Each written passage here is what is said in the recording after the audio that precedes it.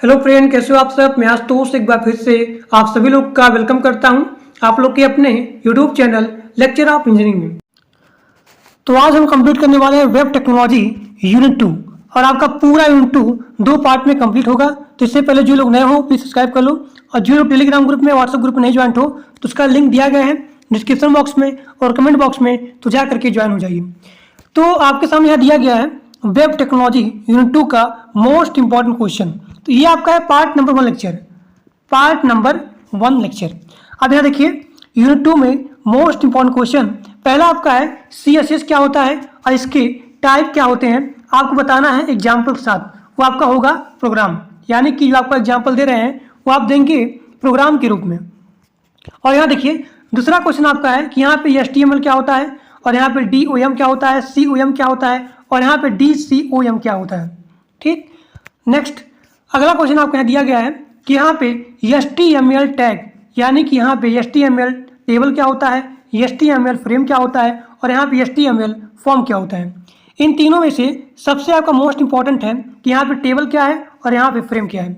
Next और यहाँ देखिए XML स्कीमा क्या होता है और यहाँ पे XML पार्सर क्या होता है। और पिछली बार एग्जाम में आया हुआ था कि यहाँ पे XML पार्सर क्या होता है, एग्जाम्पल के साथ बताइए उनका फीचर क्या है, उनका एडवांटेज क्या है।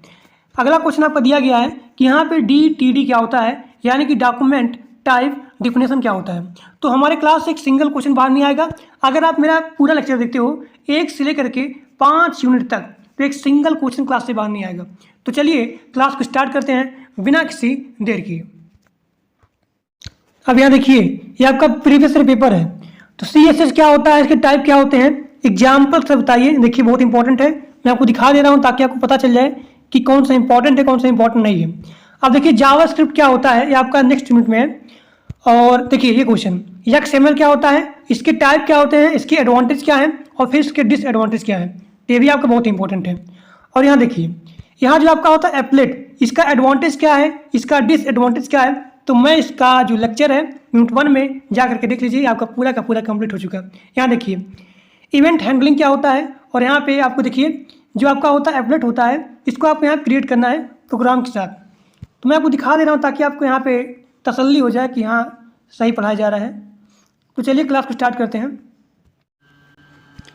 अब यहाँ देखिए HTML टेबल क्या होता है। तो HTML टेबल जो यहाँ पे डेवलपर होता है, यह डेटा को रो और कॉलम में क्या करता है, अरेंजमेंट करता है। तो HTML टेबल में जो यहाँ पे डेवलपर होता है वो डेटा को रो और कॉलम में अरेंजमेंट करता है।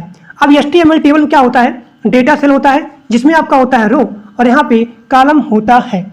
अब जो आपका होता है टेबल सेल, इस टेबल सेल को हम लोग यहाँ पे डिफाइन करते हैं TD से और यहाँ पे जो आपका होता है /TD। तो टेबल सेल को हम लोग यहाँ पे TD से और यहाँ /TD से डिफाइन करते हैं। जब आपका लिखा रहेगा, देखिए थोड़ा सा, जब आपका इस टाइप में लिखा रहेगा, यानी कि इस मान लीजिए यहाँ पे मेरा नाम है आशुतोष, तो अगर आप लोग यहाँ पे इस नेम को जैसे आप यहाँ करते हैं स्लैश में, तो यहाँ पे आशुतोष इस टाइप में इसमें यहाँ पे लिखा जाएगा। इसके स्लैश करने का मतलब क्या है, यहाँ पे लिखा गया /TD, यानी कि जो कंटेंट आपका है एक यहाँ पे क्लोज में हो जाएगा। अब यहाँ देखिए, अब इसका एग्जाम्पल देखेंगे आप लोग को एकदम समझ में आ जाएगा। अब यहाँ देखिए TD का मतलब क्या होता है, टेबल डेटा होता है। अब आगे देखिए, अब यहाँ देखिए HTML के टेबल में जो आपका होता है टेबल सेल होता है, इसमें HTML जितने सारे यहाँ शॉर्ट्स होते हैं, जितने सारे यहाँ पे HTML एलिमेंट के शॉर्ट्स होते हैं, वो सारे शॉर्ट्स HTML के टेबल सेल में होता है। जैसे कि आपका यहाँ हो गया टेक्स्ट, इमेज हो गया, लिस्ट हो गया, लिंक हो गया, तो ये सारी चीज़ें होती हैं HTML जो आपका एलिमेंट होता है वो हमारा होता है टेबल सेल में। यानी कि जो यहाँ पे टेक्स्ट, इमेज हो गया, लिस्ट हो गया, लिंक हो गया, तो ये सारा चीज़ यहाँ पे टेबल सेल में होता है। अब यहाँ देखिए टेबल रो को हम लोग यहाँ पे रिप्रेजेंट करते हैं किससे, TR से, यानी कि TR से यहाँ पे स्टार्ट करेंगे और जब इसको हमें क्लोज करना होगा एंड में, यानी एंड में हम लोग यहाँ पे क्लिक करेंगे /TR लिखेंगे। तो स्टार्ट इसको करेंगे कैसे, TR से, और यहाँ पे एंड करेंगे क्लोज, मतलब यहाँ पे /TR से। इसी प्रकार से आपकी HTML में होता है टेबल हेडर होता है। इसका काम क्या होता है कि जो आपका कंटेंट होता है उस कंटेंट को बोल्ड करने का काम होता है किसका, टेबल हेडर का होता है। अब यहाँ देखिए इसको हम लोग यहाँ पे रिप्रेजेंट करते हैं TH से। ठीक, अब आगे देखिए, अब यहाँ देखिए मैंने आपको क्या बताया कि जो आपका HTML टेबल होता है, उस HTML टेबल में जो आपका डेवलपर होता है वो डेवलपर डेटा को रो और कॉलम में यहाँ पे अरेंजमेंट करता है। अब यहाँ देखिए इसका एग्जाम्पल कि यहाँ कंपनी का नेम हो गया, कंटेंट हो गया, कंट्री हो गया, जिसमें डेटा को डेवलपर के द्वारा यहाँ पे रो और कॉलम में अरेंजमेंट किया जाता है। अब यहाँ देखिए HTML टेबल का प्रोग्राम। अब यहाँ देखिए HTML टेबल का प्रोग्राम। तो यहाँ देखिए सबसे पहले आपको लिखा गया है डॉक टाइप HTML। इसका मतलब क्या होता है कि ये जो आपका है ये आपके HTML के वर्जन के बारे में बताता है। HTML के वर्जन को बताता है कौन? Doctype HTML। अब यहाँ देखिए एक एक करके कि यहाँ TR क्या होता है, TD क्या होता है। देखिए ये चीज़ आप यहाँ से स्टार्ट करेंगे। आपने यहाँ पे HTML लिखा, स्टाइल लिखा और यहाँ टेबल TSTD आपने यहाँ पे बॉर्डर को यहाँ पे सिलेक्ट कर लिया। ठीक, अब यहाँ पे स्टाइल के अंदर आप यहाँ लिखेंगे बॉडी। ठीक, और यहाँ पे उसकी जो साइज है उस साइज को आपने यहाँ पे सिलेक्ट कर दिया। अब यहाँ पे सिलेक्ट करने के बाद जैसे आप यहाँ लिखेंगे, देखिए ये आपका क्या है TR, आपने यहाँ पे TR सिलेक्ट किया। इसके कहने मतलब क्या हुआ कि जो आपका कंटेंट है वो कंटेंट क्या होगा, एक यहाँ पे रो में होगा। रो में आप यहाँ देखिए TH लिखा गया है ना, TH, इसका मतलब क्या होता है? हेडर होता है। अब मैंने यहाँ पे TH में लिखा कंपनी। अब जो आपका कंपनी है इस कंपनी को मैंने यहाँ पे स्लैश करके TH में यहाँ पे एंड कर दिया। अब आप देखेंगे जो आपका कंपनी है एक कंपनी क्या हो गया, यहाँ पे बोल्ड हो गया। देखिए एक यहाँ पे रो में लिखा जाएगा कंपनी और यहाँ पे कंपनी क्या हुआ एक बोल्ड में, मतलब यहाँ पे बोल्ड में लिखाएगा। कॉन्टैक्ट यहाँ पे बोल्ड में लिखाएगा, कंट्री यहाँ पे बोल्ड में लिखाएगा। क्यों लिखाएगा? क्योंकि मैंने यहाँ पे TH यानी कि हेडर का यूज किया है, हेडर टैग का यहाँ पे यूज किया है। अब यहाँ देखिए TH से आप स्टार्ट करेंगे और लास्ट में आप यहाँ पे /TH लिखेंगे। कंटेंट हो गया, कॉन्टैक्ट हो गया, कंट्री हो गया और यहाँ पे आप देख सकते हैं जैसे आप यहाँ पे इसको TH स्टार्ट करेंगे, TR स्टार्ट करेंगे आप यहाँ पे एंड में /TR से यहाँ पे एंड करेंगे। अब यहाँ देखिए इसी प्रकार से आपने यहाँ पे TR फिर स्टार्ट किया। अब जो कंपनी है उस कंपनी का नाम मैंने यहाँ पे फिल कर दिया। देखिए ये आपका क्या है TD, मतलब यहाँ पे डेटा है। अब मैंने डेटा को यहाँ पे क्लोज कर दिया स्लैश करके। तो आपको जो कंपनी का नाम है यहाँ पे इसे मान लीजिए कंपनी कुछ भी लिखिए, इसे मैंने मान लीजिए मैं यहाँ पे लिखता हूँ ए, तो यहाँ पे लिखा जाएगा A। तो ये क्या होता है कि जो आपका कंपनी है इस पहले वाले का यहाँ पहले में और दूसरे वाले का दूसरे में और तीसरे वाले के यहाँ तीसरे में आप लिखेंगे। तो इसी प्रकार से आप यहाँ पे कोडिंग होगा। यहाँ देखिए ये क्या आपका है रो है। ठीक, अब मैंने क्या किया TR, फिर यहाँ देखिए अगला जो कंपनी है ये कंपनी आपका पहला वन था, मैंने इसको लिखा। अब यहाँ देखिए आपका कंपनी दूसरा है तो मैंने यहाँ पे दूसरे कंपनी का नाम, फिर यहाँ पे जो आपका कॉन्टैक्ट है देखिए ये कॉन्टैक्ट, सभी लोग यहाँ पे स्क्रीनशॉट ले लीजिए पहले इसका। ठीक, अब यहाँ देखिए प्रोग्राम, ये सारा प्रोग्राम आप यहाँ पे लिखेंगे इसी प्रकार से। फिर यहाँ बॉडी, फिर यहाँ पे HTML। तो मैं आशा करता हूँ आप लोग यहाँ पे बढ़िया तरीके से समझ गए होंगे।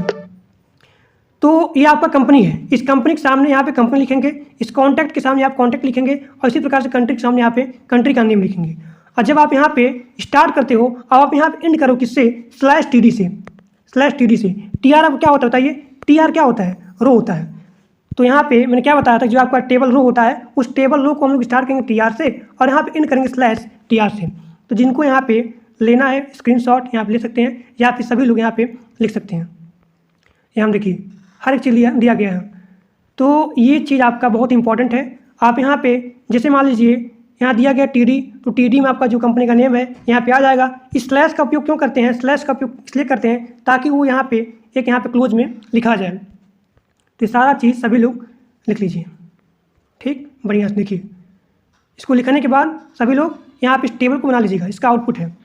ठीक, तो इसी प्रकार से अपने एग्जाम में लिखिएगा, आपको बहुत ही बढ़िया नंबर मिलेगा। अब चलिए आगे देखते हैं। अब यहाँ देखिए HTML टैग। तो HTML टैग क्या होता है? देखिए जैसे कि आपका हो गया हम टेबल है तो क्या है, मतलब इस प्रकार से टेबल आपको दिया गया है, मतलब टेबल को डिफाइन कर रहे हैं। TH का मतलब क्या होता है कि जो आपका टेबल है उसमें हम लोग क्या कहते हैं हेडर होता है। इस हेडर का मतलब क्या होता है कि जो आपका कंटेंट है वो कंटेंट यहाँ पे बोल्ड में हो जाता है। TR क्या होता है? TR आपका होता है रो होता है। अब देखिए रो को हम लोग क्या करते हैं TR से स्टार्ट करते हैं, TR से, और इसको यहाँ पे एंड में /TR से एंड करते हैं। TD का मतलब क्या होता है? टेबल डेटा होता है और यहाँ पे कैप्शन दिया गया है यानी कि टेबल कैप्शन आपका है। और यहाँ देखिए कोल ग्रुप क्या होता है, यानी कि जो आपका यहाँ पूरा कंटेंट है उसमें हम बात करते हैं एक स्पेसिफिक ग्रुप के बारे में, यानी कि एक से ज़्यादा कॉलम के बारे में जो हम लोग यहाँ पे स्पेसिफाई करते हैं तो हमारा होता है कोल ग्रुप होता है। अब यहाँ पे कोल क्या होता है? इस कोल का मतलब ये होता है कि जितने सारे कॉलम हैं उन सभी कॉलम में किसी कॉलम की प्रॉपर्टीज़ को हम लोग यहाँ पे स्पेसिफाई कर रहे हैं। तो ये आपका हो गया कोल ग्रुप। अब यहाँ देखिए जहाँ पे आगे आ जाए T यानी कि T हेड, फिर यहाँ पे T बॉडी, T फुट, तो इस T का मतलब क्या होता है कि ग्रुप होता है। ये जो आपका दिया गया T, इस T का मतलब क्या होता है? ग्रुप होता है। तो यहाँ दिया गया है T हेड यानी कि जो आपका हेडर कंटेंट है एक ग्रुप में है। अब यहाँ देखिए T बॉडी दिया गया है यानी कि जो आपका यहाँ पे बॉडी का कंटेंट है एक ग्रुप में है। अब यहाँ देखिए टी फुट दिया गया है, यानी कि जहाँ फुटर कंटेंट है एक ग्रुप में है। So these are the HTML tag. ठीक, अब आगे देखिए।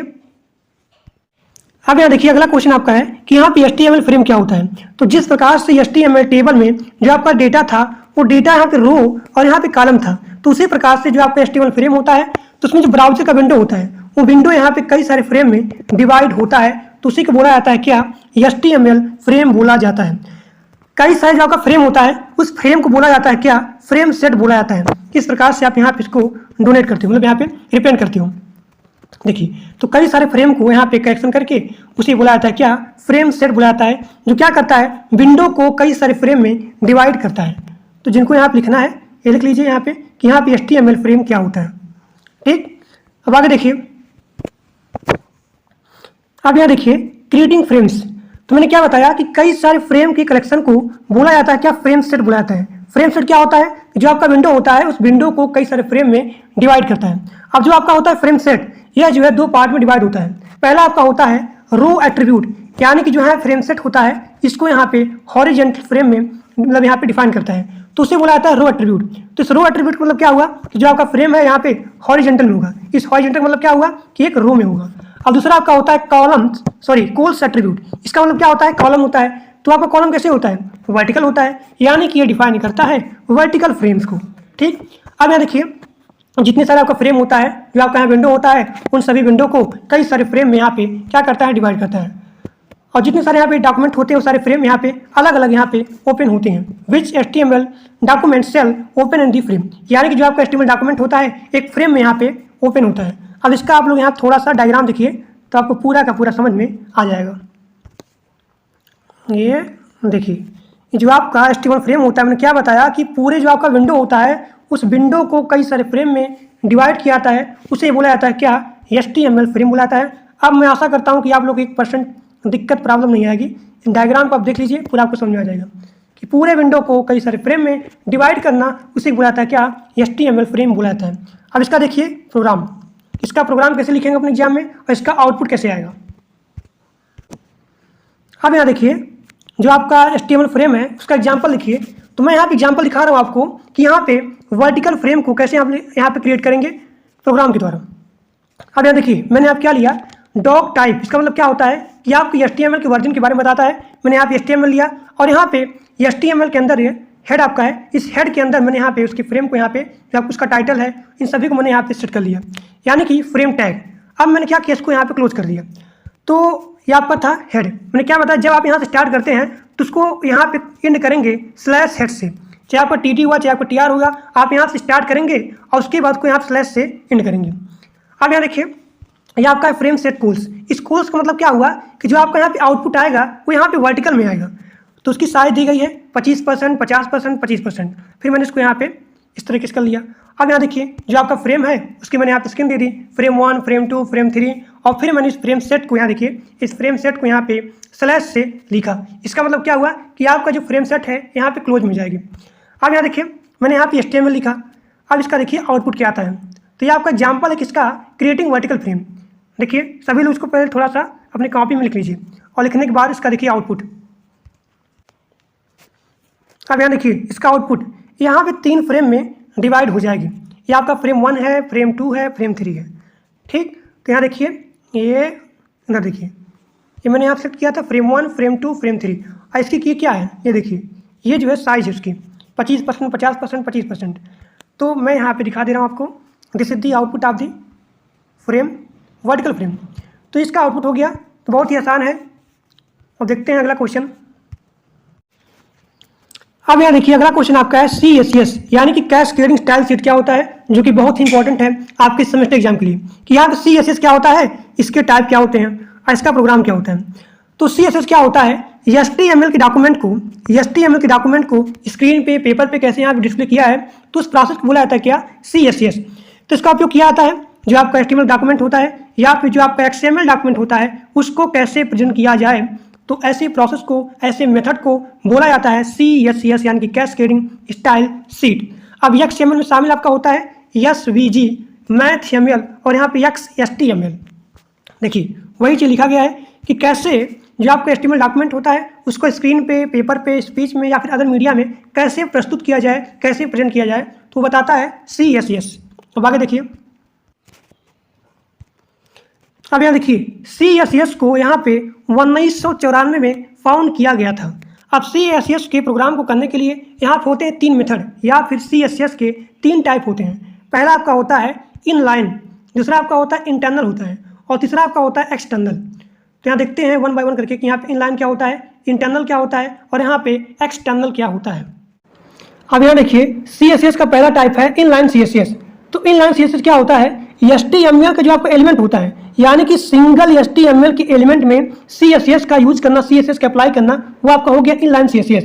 जैसे कि आप यहाँ देखिए, ये आपका क्या है, एक सिंगल HTML का एलिमेंट है और आप यहाँ पे जो आपने लिखा style equal to colour blue, यानी जिसका स्टाइल है आपने यहाँ पे ब्लू यहाँ पे चूज कर लिया, यानी कि आप यहाँ पे एक सिंगल HTML के एलिमेंट में आप यहाँ पे जो है CSS अप्लाई कर रहे हो। अब यहाँ देखिए दूसरा आपका होता है इंटरनल CSS। ये क्या होता है, एक सिंगल HTML पेज यहाँ पे आ जाएगा। देखिए एक सिंगल HTML के पेज के स्टाइल में CSS का यूज करना या फिर CSS का अप्लाई करना, तो ऐसा CSS को बोला जाता है इंटरनल CSS।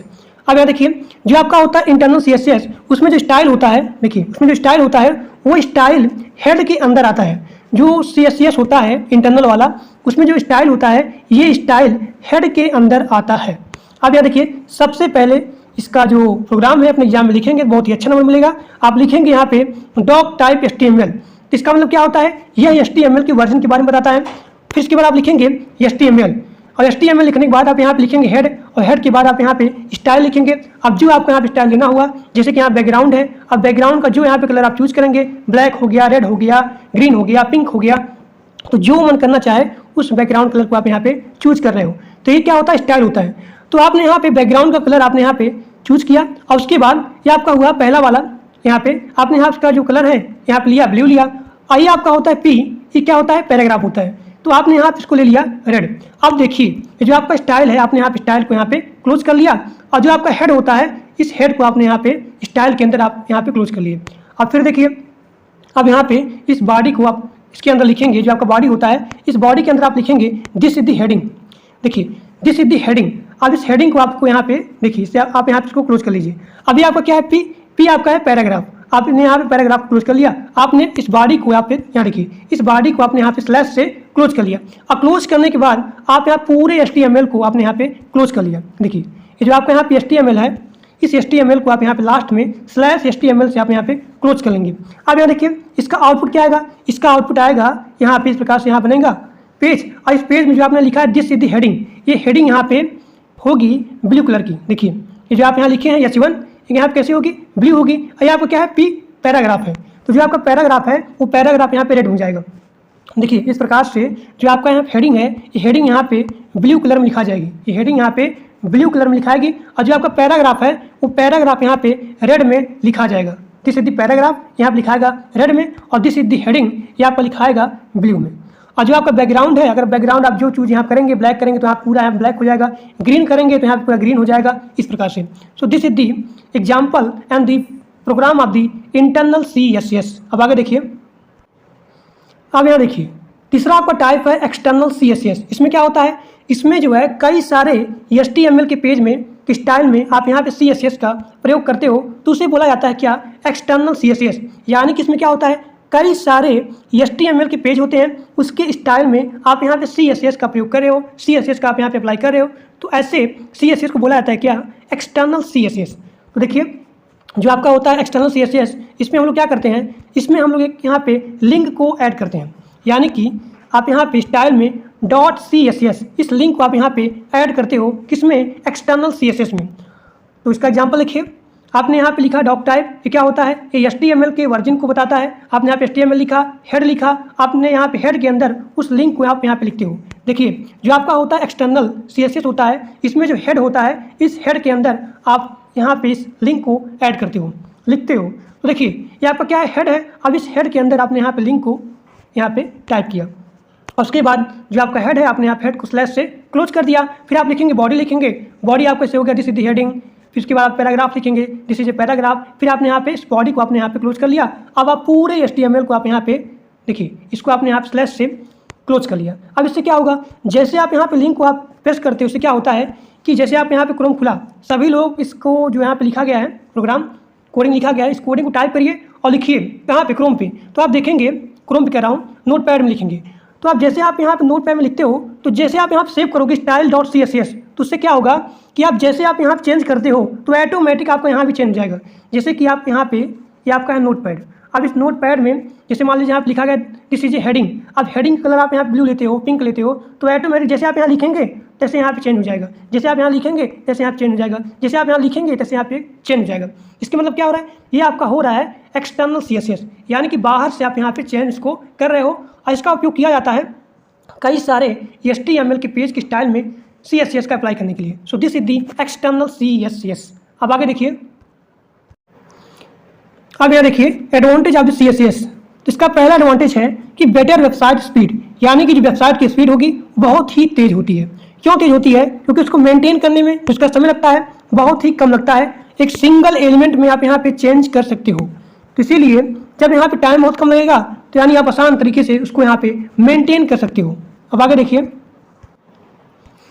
अब यहाँ देखिए अगला इसका एडवांटेज है कि CSS क्या होता है कि कॉन्स्टेंट डिजाइन होता है, कॉन्सिस्टेंट डिजाइन होता है। कहने मतलब क्या हुआ कि जो यहाँ पे डेवलपर है, डेवलपर एक बार यहाँ पे स्टाइल एलिमेंट को इंश्योर करता है पूरे वेब पेज पे, यानी कि एक बार यहाँ पे स्टाइल एलिमेंट जो यहाँ पे बना दिया उसको पूरे वेब पेज पे अप्लाई कर सकता है, यानी कि जो आपका होता है CSS वो क्या होता है, कंसिस्टेंट डिजाइन होता है। अब यहाँ देखिए मेंटेन करने में जिसका समय लगता है बहुत ही कम लगता है, यानी यहाँ पे टाइम सेविंग भी होता है, किसमें, CSS में। अब आगे देखिए अगला पॉइंट लिखेंगे इसके एडवांटेज में कि जो आपका CSS होता है क्या होता है, बेटर डिवाइस कंपेटिबिलिटी होता है। कहने मतलब क्या हुआ कि एक पर्टिकुलर वेबसाइट को आप डिफरेंट डिवाइस पे यूज कर सकते हो, यानी कि जो आपका CSS होता है वो बेटर डिवाइस कंपेटिबिलिटी होता है, यानी कि आप भिन्न डिवाइस पे इसका उपयोग कर सकते हो। ठीक, अब आगे देखिए, अब यहाँ देखिए अगला एडवांटेज लिखेंगे कि positioning of the design element. जो आपका CSS का यहाँ पे नेक्स्ट एडवांटेज है, आप लिखेंगे पोजिशनिंग ऑफ डिजाइन एलिमेंट। कहने मतलब क्या हुआ कि जो यहाँ पे HTML टैग होता है, इस HTML टैग की पोजीशन को आप यहाँ पे CSS की सहायता से चेंज कर सकते हो। जैसे कि आपको यहाँ पे इमेज को यहाँ पे चेंज करना हुआ किसी वेब पेज पे जहाँ आपको रिक्वायर्ड हो, तो यहाँ पे CSS की सहायता से HTML के पेज जो आपकी होती है, टैग होती है, उसकी पोजीशन को आप यहाँ पे चेंज कर सकते हो। सो this is the advantage of the CSS। अब आगे देखिए, अब यहाँ देखिए डिसएडवांटेज ऑफ CSS। तो इसका लिखेंगे यहाँ पे डिसएडवांटेज कि यहाँ जो डेवलपर होता है उस डेवलपर को यहाँ पे अवेयर रहना चाहिए। तो इसका सबसे यहाँ पे डिसएडवांटेज है, सबसे पहला पॉइंट लिखेंगे कि CSS में क्या होता है, कई सारे लेवल होते हैं जो यहाँ पे कन्फ्यूजन को क्रिएट करते हैं। जैसे कि यहाँ पे हो गया आपका CSS 2, CSS 3, तो इसी प्रकार से जो आपका CSS होता है उसमें कई सारे यहाँ पे लेवल होते हैं जो यहाँ पे डेवलपर को कन्फ्यूजन क्रिएट करता है। आगे आप लिखेंगे क्रॉस ब्राउजर यूज, यानी कि इसमें जितने सारे यहाँ ब्राउजर हैं उन सभी ब्राउजर का जो वर्क होता है वो अलग अलग होता है। यानी कि आपने यहाँ पे एक बार चेंज किया तो अगर आप एक लाइन में यहाँ चेंज करते हो तो उसको जो पूरा यहाँ पे रिफ्लेक्ट कर देता है, यानी कि जो आपका ब्राउजर होता है वो यहाँ पे अलग अलग होता है। सो this is the disadvantage of CSS, that is cross browser issue. अब आगे देखिए,